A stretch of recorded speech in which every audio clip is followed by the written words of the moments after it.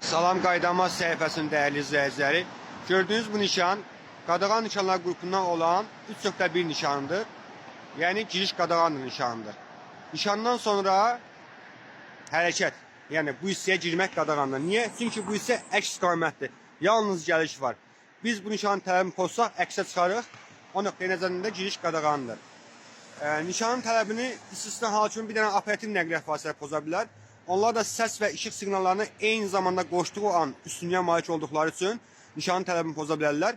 Hansı ki, xidmət tapşırıqlarını yerinə yetirərkən nişanın tələbini poza bilərlər və bu zamanda təhlükəsizlik təmin etməlidirlər. 3.1 nişan, yəni gördüyünüz bu nişanla 3.2 hərəkət qadağan nişanın fərqi var. Bu nişandan sonra yaşayıb işləsən, müəssisə xidmət göstərsən belə girişin qadağandır.